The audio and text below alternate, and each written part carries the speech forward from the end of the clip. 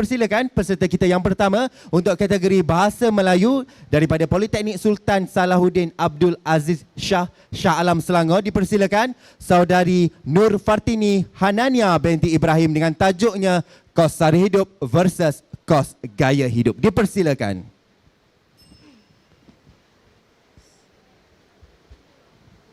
Okey. Indah rasa memakan kari cendawan batang keladi. Girang rasa tidak terperi, baik bertemu semua yang baik budi. Terima kasih pengacara majlis, barisan juri, penjaga masa serta hadirin dan hadirat yang hadir pada hari ini. Selain itu, saya memperkenalkan diri saya. Nama saya Nur Fartini Hanania binti Ibrahim. Nur Fartini Hanania binti Ibrahim mewakili Politeknik Sultan Salahuddin Abdul Aziz Shah Alam.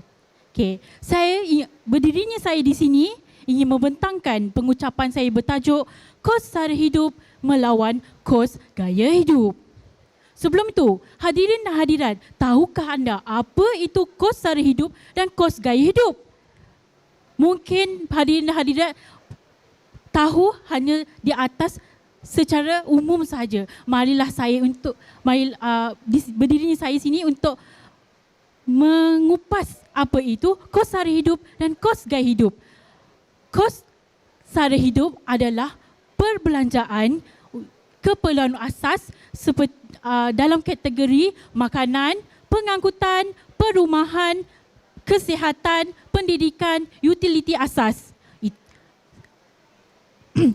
Seterusnya, kos gaya hidup pula adalah perbelanjaan tambahan yang melangkaui perbelanjaan asas seperti melayari langganan seperti Netflix dengan izin, pergi melawati kafe-kafe hipster dan restoran-restoran yang mewah.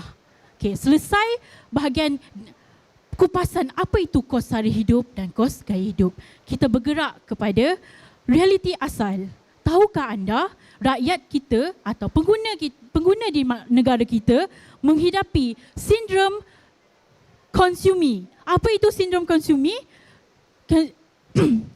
Itu adalah tabiat membeli barangan ataupun mengeluarkan perbelanjaan yang tidak sepatutnya atau melangkaui perbelanjaan keperluan asas seperti berbelanja di kafe-kafe mewah, melanggani langganan-langganan seperti Netflix, Disney Plus, YouTube dan sebagainya dengan izinnya. Dalam asas consumerism dunia, pengguna di negara kita tidak peka dengan perbezaan antara kehendak dan keperluan. Kenapa? Kalau kita nak bezakan antara kos sara hidup dan kos gaya hidup, kos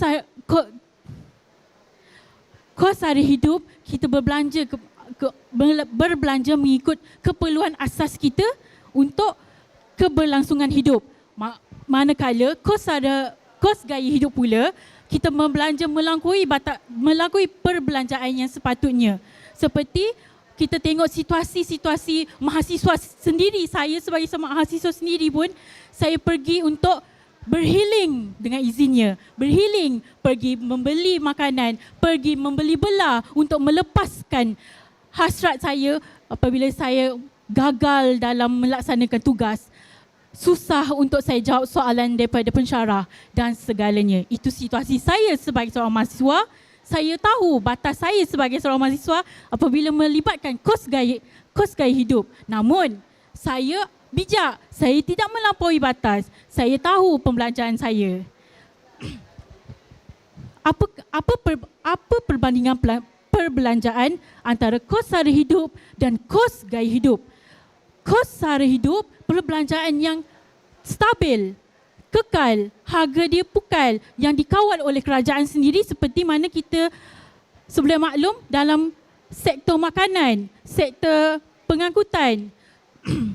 Kalau untuk kos gaya hidup pula, dia perbelanjaan yang berubah-ubah mengikut situasi, mengikut masa, seperti mana kita boleh lihat perbandingan kita membeli kereta sebagai rakyat biasa adakah anda memilih kereta Myvi atau kereta Honda? Semestinya untuk meningkatkan gaya hidup, kita memilih Honda. Betul?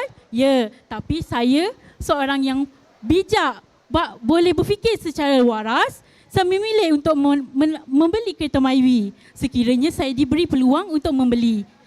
Okay. Kita bergerak kepada jangka panjang dan jangka pendek untuk kedua-dua kos ini.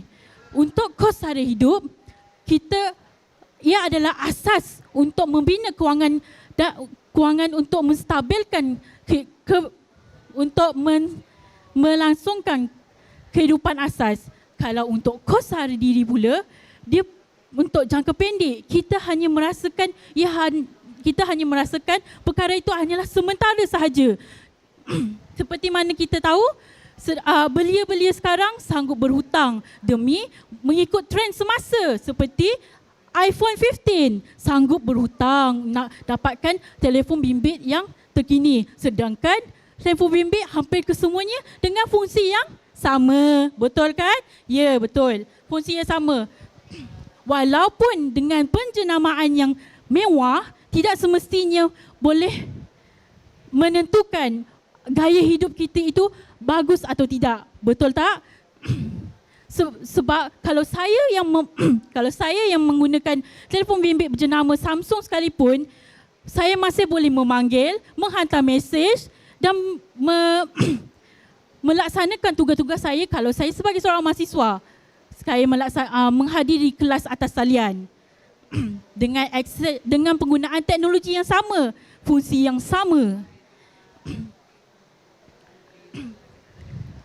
Seterusnya, saya bergerak kepada secara konklusinya, kos sara hidup